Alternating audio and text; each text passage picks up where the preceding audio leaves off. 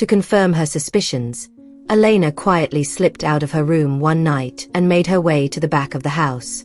Carlos' room was empty, just as she remembered him saying he'd be sleeping there. That only made her more curious, so she slowly crept toward Lucia's room. When she tried the door, it was locked. Thinking fast, she grabbed a chair, climbed up, and peeked through the vent above the door. What she saw made her heart stop. Her future son-in-law, Carlos, was kissing Lucia. Hey, welcome back to our channel. Today, we're diving into another chilling real-life event that's happened in this world.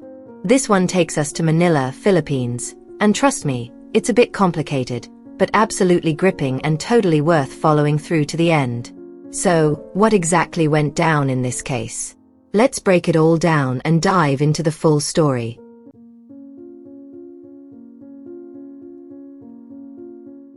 Before we get started, don't forget to hit that like button, leave a comment, and subscribe.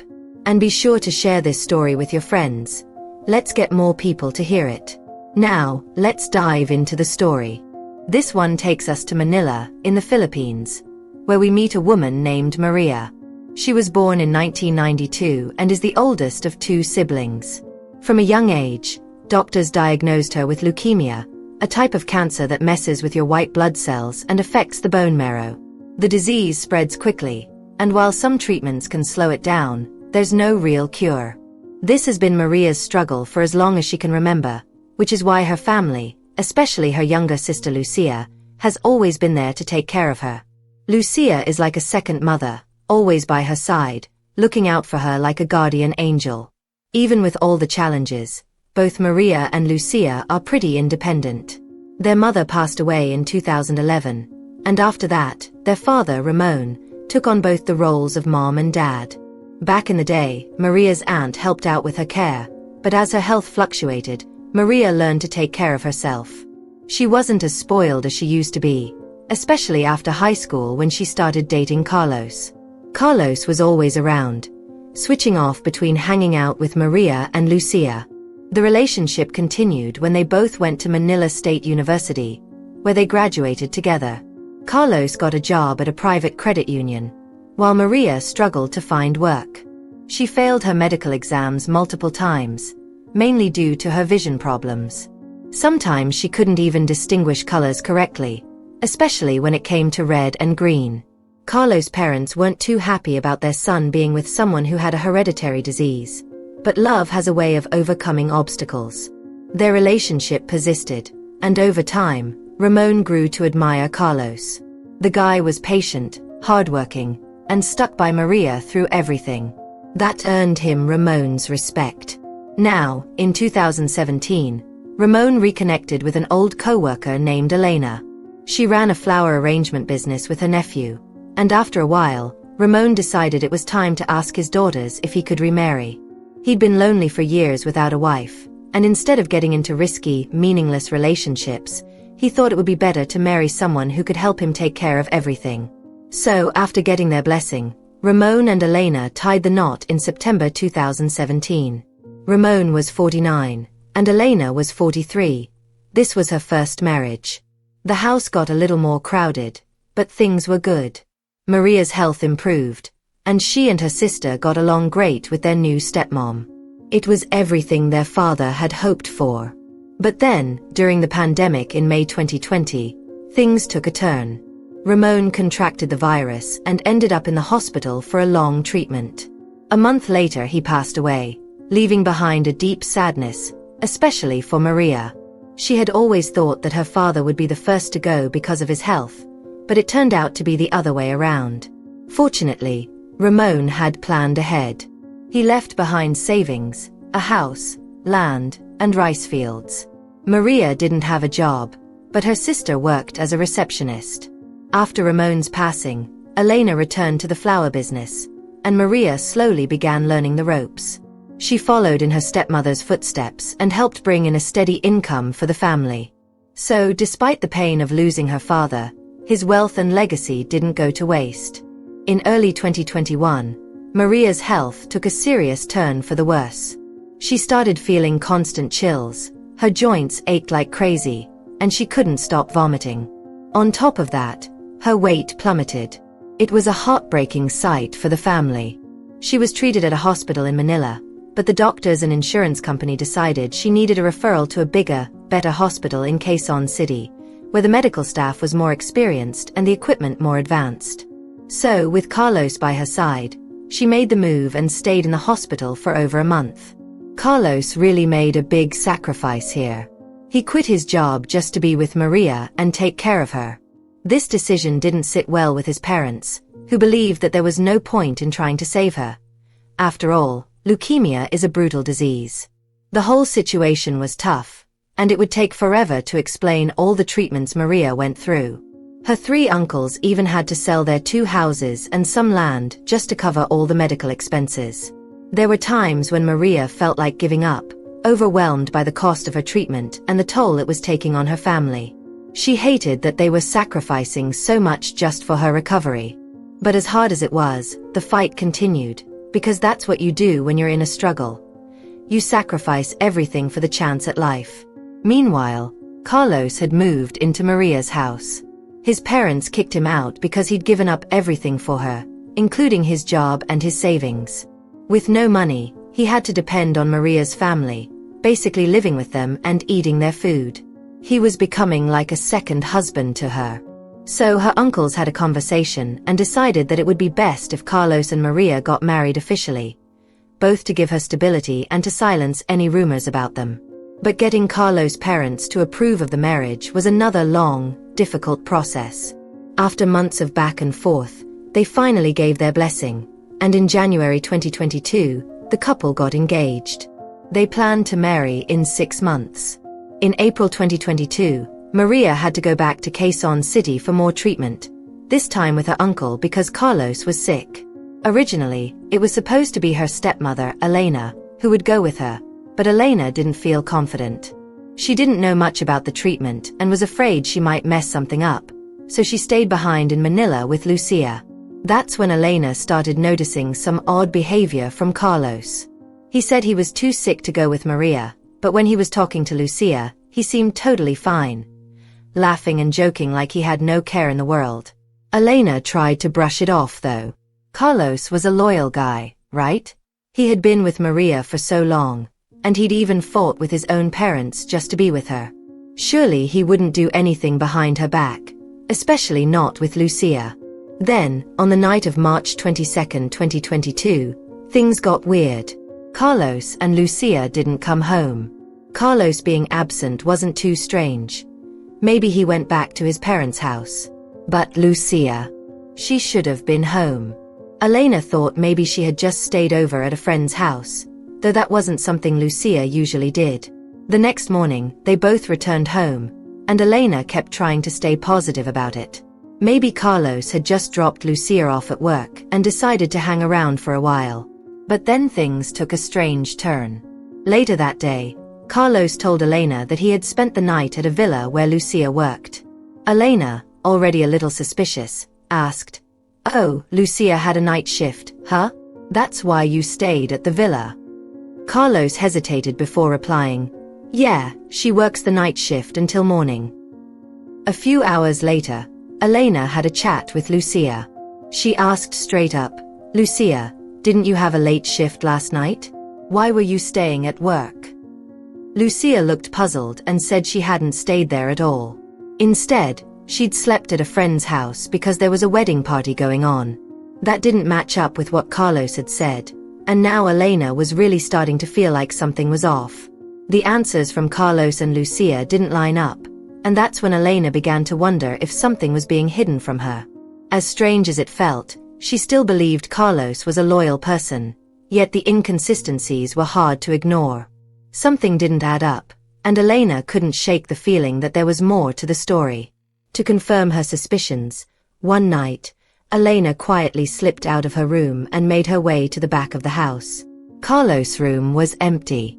She remembered him saying he wanted to sleep there, so she felt a little more curious. Slowly, she made her way over to Lucia's room. She tried to open the door, but it was locked. Thinking fast, Elena grabbed a chair, climbed up, and peered through the vent above the door. What she saw shocked her. Her future son-in-law was kissing Lucia.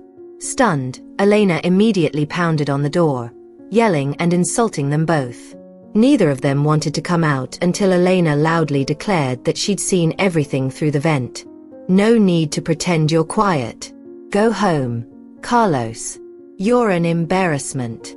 After a long pause, they reluctantly came out and apologized to her. The next day, Lucia begged Elena not to tell Maria what she'd witnessed, fearing it would upset her and cause her health to worsen. The wedding was so close, and invitations had already gone out. If her uncles found out, they'd be furious. With a heavy heart, Elena agreed to keep it a secret, as long as they promised never to do it again. Honestly, Elena felt a bit sorry for Carlos. He'd been with Maria for over a decade but had never been intimate with her. Part of it was because of Maria's health issues. It was a tough situation, and it seemed like if anything happened to Maria, Carlos might end up marrying Lucia. After all, they were a good match. Carlos was a good guy, even if he had his flaws. But things took another turn on June 1, 2022. Elena once again caught Carlos and Lucia kissing, this time in the kitchen. It was brief, but enough to make Elena furious. Carlos quickly pulled her into the bathroom and begged her not to tell Maria. "There's a long story, but we can talk after the wedding. Just don't ruin this for us," he pleaded. Elena reluctantly agreed, though her heart wasn't in it. What was going on here? Was Maria aware of what was happening? Elena couldn't shake the feeling that it just wasn't right. To make matters worse, Maria's uncle was starting to really dislike Carlos. The guy was becoming more and more lazy. After their engagement, he hardly ever accompanied Maria to her treatments. He seemed more interested in lounging around at home, watching TV or playing games. And all of this was being funded by Maria's family. His true character was starting to show, and it wasn't a pretty picture. Then, on July 6, 2022, everything changed. Maria and Carlos were officially married in front of their witnesses. But just an hour later, disaster struck. At noon, Maria suffered a seizure and had to be rushed to a nearby clinic. Her condition was critical, and the family was in a panic, praying for a miracle.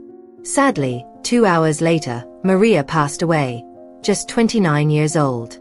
The aftermath was chaotic. Maria's uncles were furious when they found out Carlos was inheriting her share of the property. Arguments broke out as they made arrangements for the funeral. In the end, they agreed that Carlos would receive the inheritance, but under one condition. He had to stay away from Lucia. Rumors were already swirling about a potential relationship between them. It seemed that Carlos cared more about the inheritance than anything else. It was a strange and tense scene at the funeral home. Carlos and Lucia were nowhere to be found. They just had a big argument at home. Lucia was furious, feeling like she'd been waiting for years for Carlos to marry her after her brother's death. But instead of love, Carlos seemed to care more about the money. Still, he tried to calm her down, telling her it was all part of the plan. The idea was to secure the inheritance first, and after a few months, they'd get married in secret. But Carlos warned her that Lucia's uncles were tough, and they needed to be careful. Despite their heated argument, they eventually ended up in a secret, forbidden relationship. The worst part. Carlos was supposed to be at the funeral home, grieving, but instead, he was spending time with his sister-in-law. Elena, of course, found out. She came home and discovered them just as they'd finished their shameful affair. Furious, she threatened to tell Lucia's uncles about what she'd seen. Lucia immediately rushed to the hospital, but Carlos tried to talk Elena into keeping quiet. He didn't want anyone to know what was going on. In a shocking twist, it was Elena's mother who suddenly kissed Carlos passionately. He was completely taken off guard, but instead of pushing her away, he welcomed it. Before long, Carlos carried his mother-in-law into a room, and the two of them spent the night together. Less than 2 hours later, Carlos had managed to satisfy 2 women. Meanwhile, they were oblivious to the fact that one of Maria's uncles, Fernando, had just arrived at the house. Fernando, furious when he caught them, immediately confronted the two of them. Elena tried to explain, But her words fell on deaf ears. He punched Carlos, knocking him to the floor, then chased him into the kitchen. Unfortunately for Fernando, Carlos had the upper hand. In an act of self-defense, Carlos grabbed a fruit cutter and attacked his father-in-law. Fernando was rushed to the hospital, and although he told the police what had happened, he succumbed to his injuries 2 days later. Carlos was arrested, and the police began investigating the horrific events. Both Maria and Fernando were buried on the same day. The trial that followed shocked everyone. No one could have predicted Carlos' true nature. Despite his loyalty to Maria, sacrificing so much for her, even quitting his job and cutting ties with his own family for her, he had been secretly involved with Lucia for years. According to Carlos and Lucia, Maria had found out about their relationship. At first, she was angry and heartbroken, but in time, she understood. She knew she could never give Carlos the life he deserved, especially since her illness made it impossible for her to bear children. The thought of passing her illness down to a child was unbearable. In the end, Maria accepted that Lucia would be the one to give Carlos what he wanted. Carlos' marriage to Maria had always been part of a larger plan, one orchestrated by the three of them. Maria's marriage to Carlos was a way for him to secure the family's inheritance, a reward for all the years he had devoted to taking care of her. Maria's 3 uncles started to catch on to Carlos' game. They'd never really liked him, and now it was clear that he was just after the money. The story he told about quitting his job to care for Maria was a cover-up. In reality, he had been fired for embezzling over $25,000 from his company. He was given the option to pay it back in installments or face criminal charges. And naturally, he used Maria's money to cover it. The uncles also began to suspect that Carlos' parents knew all about it, and were just pretending to disapprove of the relationship to make it look like they weren't in on the plan to get rich once Carlos inherited everything. Carlos' lawyer argued that what happened the night of the incident was all self-defense. The story was that Fernando, Maria's uncle, had caught Carlos and Elena together, and the older man completely lost it. He attacked Carlos and even grabbed a knife from the kitchen. Carlos, in a panic, fought back and ended up killing Fernando in the process. His lawyer claimed it was a matter of life or death. If Carlos hadn't fought back, he'd be the one lying dead. Meanwhile, Elena confessed to her part in everything. She admitted she'd been into Carlos for a long time, and when she saw the opportunity, she used it to threaten him. She even admitted to using the affair with Lucia as leverage over Carlos, all while trying to fulfill her own desires, even though it was the same day her daughter passed away. On January 5, 2022, the Manila Regional Trial Court sentenced Carlos to 15 years in prison for second-degree manslaughter, after killing Fernando in what was deemed an act of self-defense. Both Lucia and Elena were cleared of any wrongdoing. On top of that, Carlos faced charges for embezzlement and was handed an additional 10 months behind bars. He ended up with nothing from his late wife's estate. Everything went to Lucia and Elena's mother. After the dust settled, Lucia eventually married another man and moved on with her life. What do you think? What lessons can we learn from this story?